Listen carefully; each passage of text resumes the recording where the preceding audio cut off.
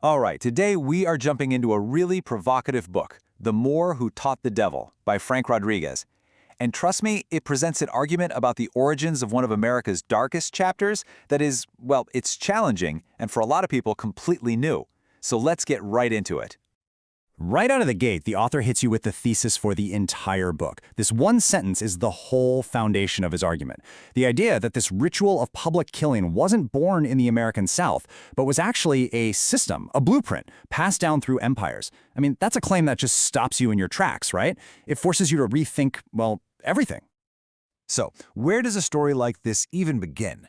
According to Rodriguez, you don't start with the colonizers. Nope, the trail leads somewhere else entirely. It leads to a throne. Specifically, he points to the Moorish Empire that ruled parts of Europe for almost 800 years. See, in the book, Rodriguez paints this picture of the Moors as more than just brilliant scholars or builders. He calls them empire architects. And what does every empire need? Control, right? He says they use things like public discipline, floggings, hangings, the whole spectacle, but not as random violence. No, this was all structured, it was legal, and it was all about maintaining state power and enforcing order. And the author lays out this incredible timeline, tracing how this system, this blueprint, was passed down. We're talking nearly 1,000 years here. It starts way back in 711 CE with the Moorish invasion. Then, over the centuries, European scholars start studying and absorbing these ideas. By 1492, it's fully baked into European governments.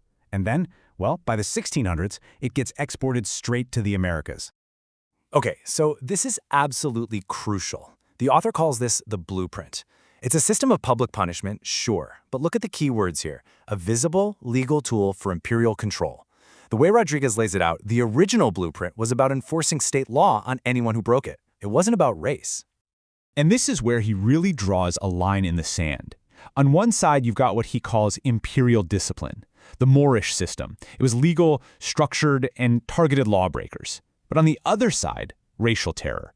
This is the colonial system. It's mob-driven, outside the law, and its only goal is to enforce a racial hierarchy.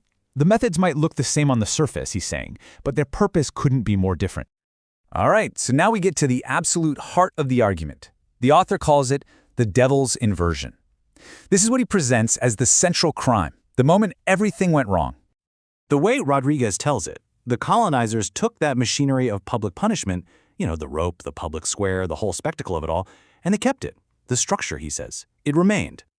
But the reason for it, the purpose, that was totally inverted. It wasn't about law anymore. It was now a weapon to enforce a racial caste system. And that right there, that quote, "the inversion is the crime," that's the entire indictment in a nutshell. He's not saying the original blueprint was perfect or good. What he's arguing is that the deliberate twisting of that system, turning a tool of state law into a tool of pure racial terror, that is the fundamental crime he believes history has completely missed. So this timeline really puts it all into perspective. According to the book, you see this evolution, or rather this de-evolution. It starts as legal discipline in Moorish Iberia. Then it gets absorbed by Europe after 1492.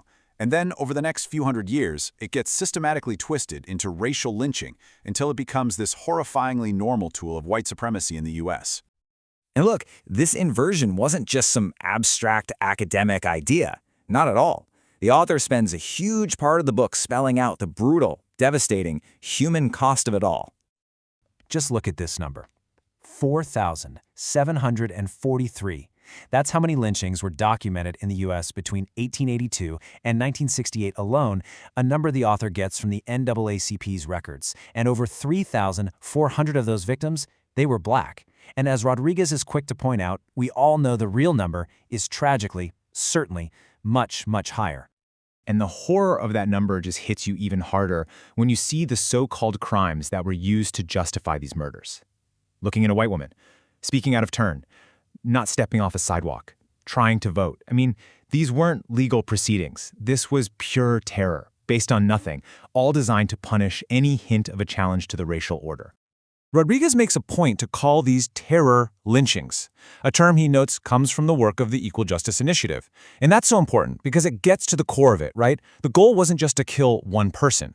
The goal was to create a public spectacle so horrifying that it sent a shockwave of fear through an entire community. It was all about control. So after laying out the history, the crime, and its terrible cost, The author brings it all right into the present day, and he does it with this really pointed accusation he calls the denial protocol. So here's the claim. The book says that a lot of modern movements that celebrate their Moorish heritage, they focus on the amazing stuff, the glory, the architecture, the science, the sovereignty. But according to Rodriguez, they refuse to talk about the other side of the coin, their role in creating and passing down these very systems of punishment that were later so horribly inverted. And he's not vague about it. He lays out exactly what he thinks is missing. He's talking about a formal reckoning, a public acknowledgement that this transmission even happened.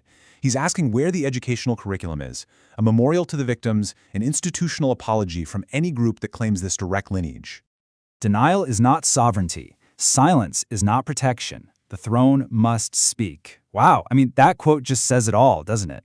The author's argument is that you can't claim true sovereignty if you're not willing to take responsibility for your entire history, the good and the bad. For him, the silence from the descendants of this throne feels like a form of complicity.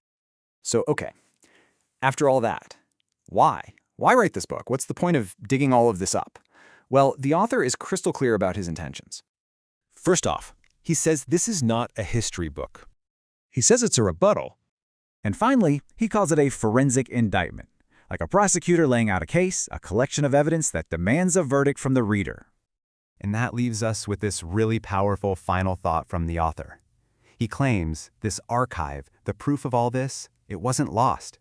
It was buried, intentionally.